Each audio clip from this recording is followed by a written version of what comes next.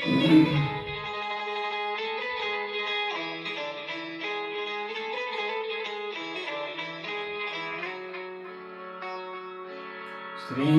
राम जय राम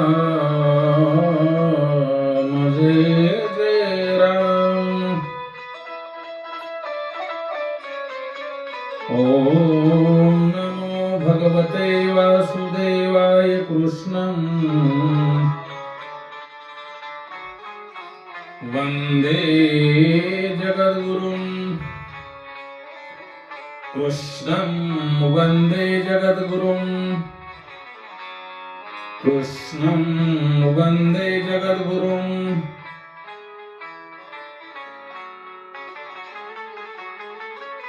भगवान श्री कृष्ण आणि बलरामजी यांचे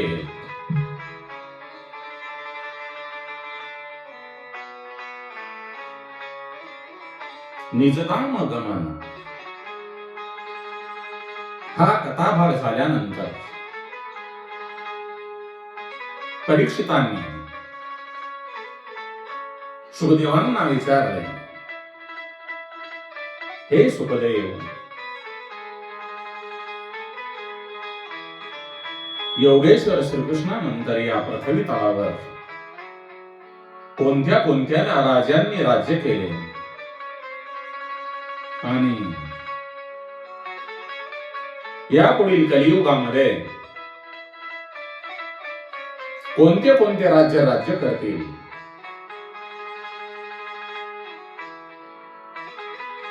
सुखदेवांनी मग कोणकोणत्या प्रांतामध्ये कोणकोणत्या राजांनी राज्य केले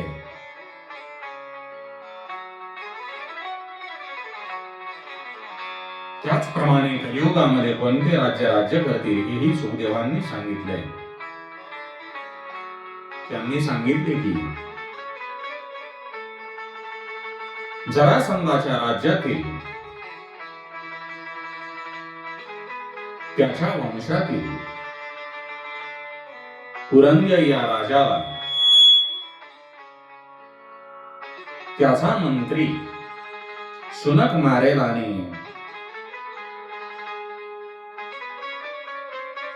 आपला पुत्र प्रदोत याला तो मगध देशाचा राजा करील आणि त्याच्या वंशाचे राजे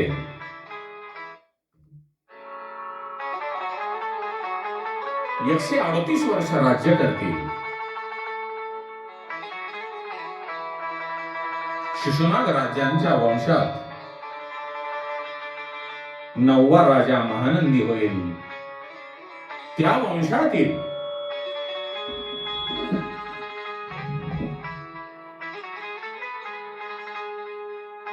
10 राज्ये 300 वर्ष राज्य करतील। महानंदीचा शूद्र पत्नीपासून झालेला नंदी नावाचा पुत्र आणि त्यांचे वंशज पुढे 100 वर्ष राज्य करतील।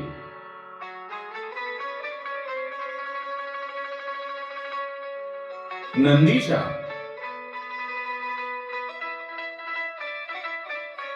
बेबंद कारभाराला चाणक्य नावाचा ब्राह्मण नष्ट करील आणि तो चंद्रगुप्त मौर्य याला राजा करील।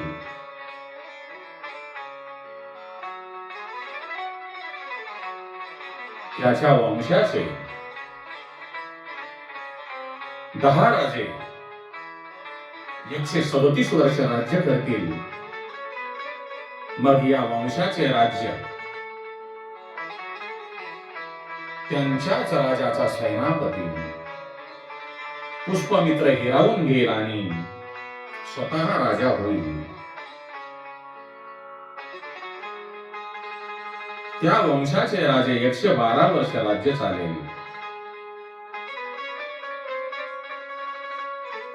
कण्व वंशी राजे 345 वर्ष राज्य करतील।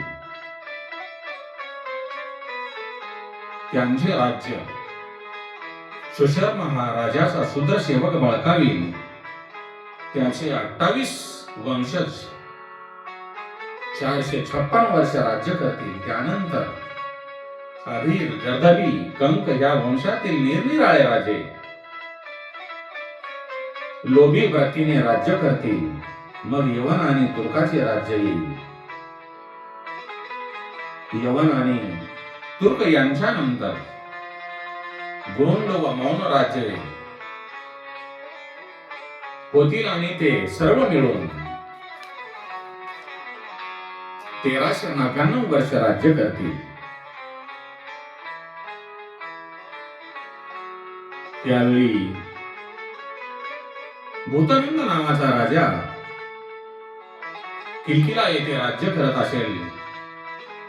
बाल्हिक राजे एकाच वेळी आंध्र, कौशल, विदुर, निषद अशा निरनिराळ्या प्रदेशामध्ये राज्य करतील.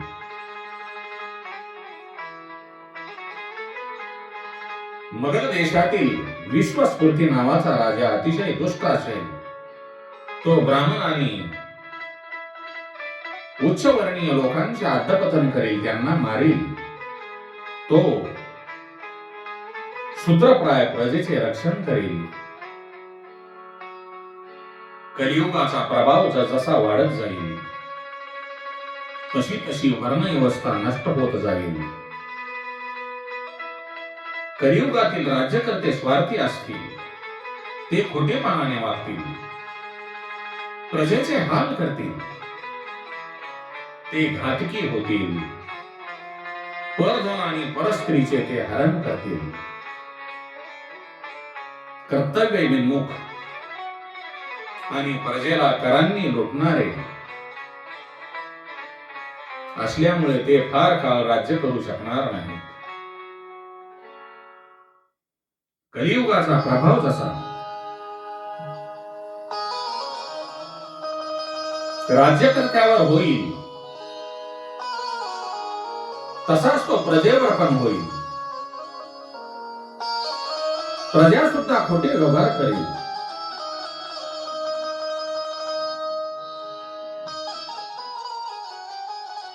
प्रजा कपटी असेल, लुटमार करणारी असेल. कलियुगामध्ये धर्म, सत्य, पावित्र्य, क्षमा, दया, बल, स्मरणशक्तीचा लोप होईल आणि माणसे अल्पायुष्य होतील. श्रीमंत श्रेष्ठ होतील आणि दारिद्र्य अपमानित होतील. वर्ण, जात, कुळ यांचा विचार न करता तरुण आणि तरुणी एकमेकांच्या आवडीने विवाह करतील आणि कपटी माणसे चतुर ठरतील.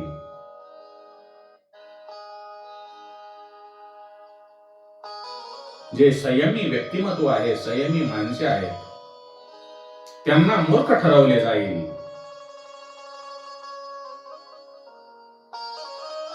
मनुष्यातले ब्राह्मण्य नष्ट होईल. ब्रह्मचारी, संन्यासी यांची ओळख ही त्यांच्या बाह्य लक्षणावरून ठरेल. माता, पिता आणि गुरुजन यांचा अनादर केला जाईल आणि आपले पोट भरणे हाच पुरुषार्थ समजला जाईल. तो मोठेपणा मिळावा म्हणून धर्माचे आचरण करण्याचा ढोंगीपणा केला जाईल आणि जो बलिष्ठ असेल तो राज्यकर्ता होईल.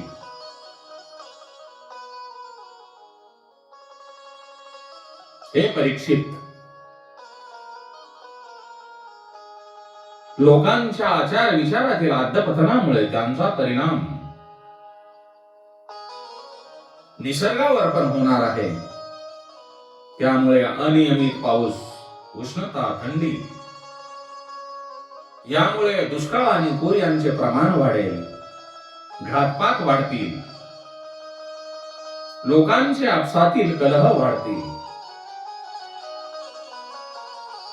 या सर्वांचा परिणाम प्राण्यावरही होईल. ते गुटके रोगी आणि अल्पायुषी असतील.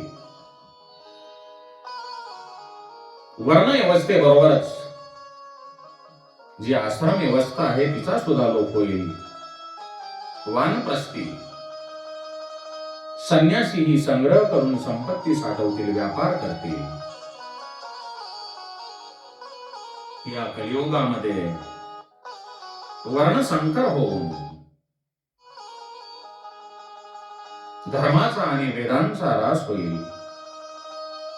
माणसांच्या ऐश्वर्याचा आणि बळाचा नाश होईल. प्रजेला छळणारे राजे निर्माण होतील. पण परीक्षिता, या युगामध्ये सुद्धा धर्माची स्थापना होईल. लोक सत्प्रवत होतील. शांबल नावाच्या गावात विष्णुयस नावाच्या ब्राह्मणाच्या पोटी भगवान श्रीहरी नारायण कल्कीचा अवतार घेतील. ते दुष्टांचा निपांत करून धर्माची पुन्हा पुनर्स्थापना करतील.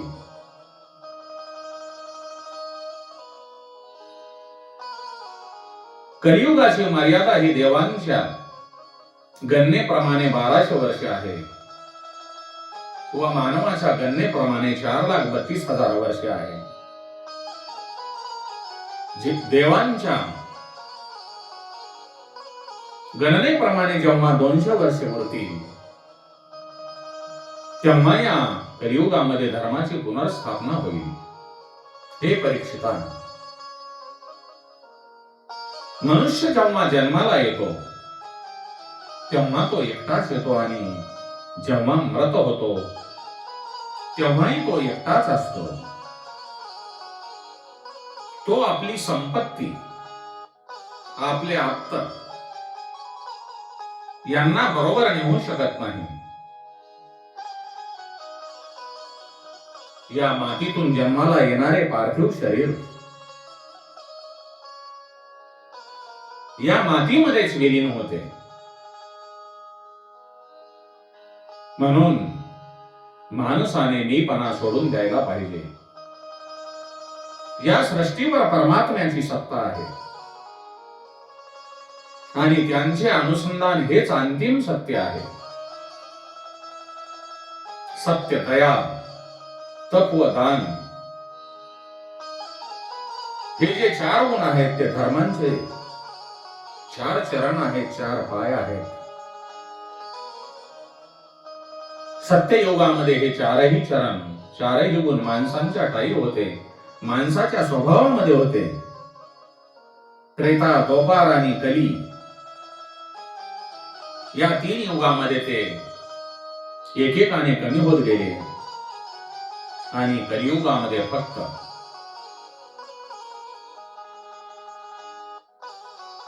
चतुर्थांश गुण उरला आहे. या कलियुगामध्ये जरी अनेक दोष असले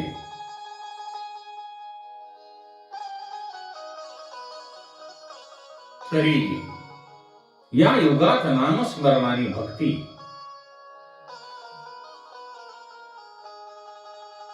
हा मोक्ष मिळविण्याचा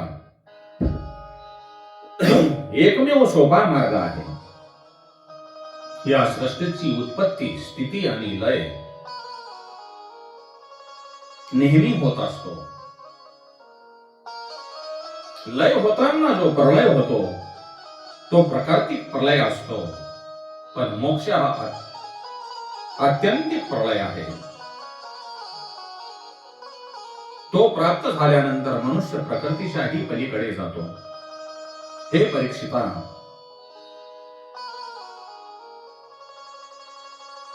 तुझा मृत्यू होणार आहे ही कल्पनाच तू तुझ्या डोक्यातून काढून टाक. कारण मृत्यू हा देहाचा विकार आहे आणि तू म्हणजे देह नाही, तू आत्मा आहेस. हे राजा, आता तुझ्या हृदयामध्ये त्या परमपित्या केशवाची, श्रीकृष्णांची स्थापना कर. तक्षकांच्या विषामुळे तुझा जो देह आहे त्या देहाचा मृत्यू होईल, पण तुझा आत्मा नाश पावणार नाही. कारण तुझा आत्मा परमात्म्यामध्ये विलीन होईल. तेव्हा मीच परमधाम आहे, मीच परमात्मा स्वरूप परब्रह्म आहे, असा तो विचार कर. हे परीक्षिता, मला तू विचारले होतेस की आसन्न मरण मनुष्याने येण्यासाठी कोणते साधन करावे. त्या प्रश्नाचे उत्तर आहे अहम ब्रह्मस्मी, अहम ब्रह्मस्मी. हे ध्यान करावे, कारण मीच परमधाम आहे, मीच परमात्मा रूप ब्रह्म आहे. हे त्याने ध्यान करावे आणि हरीची कथा श्रवण करावी. त्यांनी आत्मस्वरूप योगेश्वर श्रीकृष्णांचे ध्यान करावे. त्या जीवाने पूर्ण विरक्त व्हावे. इंद्रिय, मन, चित्त आणि बुद्धी, अहंकार या सर्वांनाच आत्मरूपामध्ये विलीन करावे.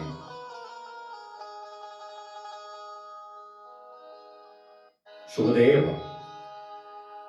राजा परीक्षितांना उपदेश करत असताना सांगतात, हे राजन,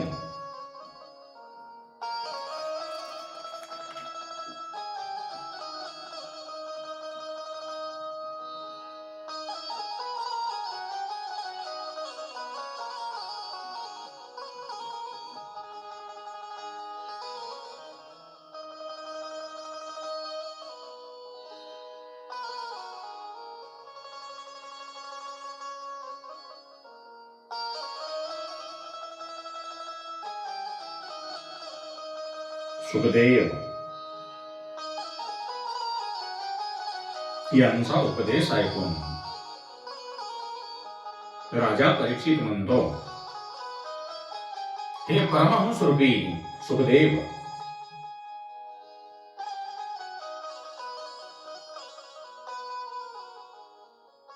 आपण जो ज्ञानांचा प्रसाव माझ्यावर केलेला आहे,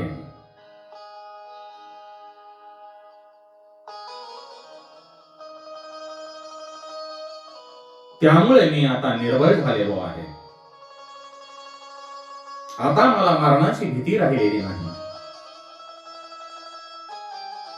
कारण हा जो देह आहे हा पंचतत्वामध्ये विलीन होणार आहे. त्यामुळे आत्मा अमर आणि अविनाशी आहे.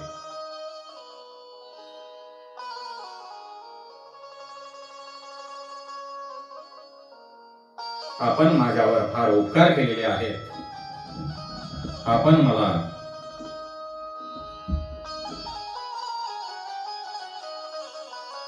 जो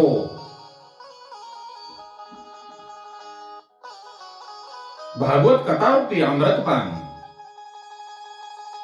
मला आपल्या मुखाने सेवन करण्याची संधी दिलेली आहे, त्या संधीमुळे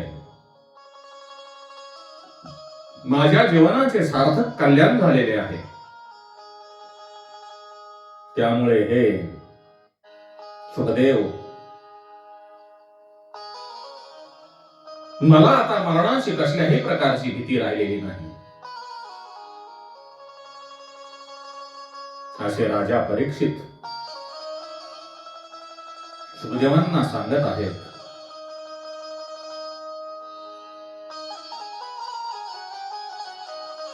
श्री कृष्ण गोविंद गोविंद हरे मुरारे, श्री कृष्ण गोविंद हरे मुरारे। हे नाथ नारायण वासुदेवाय, हे नाथ नारायण वासुदेवाय।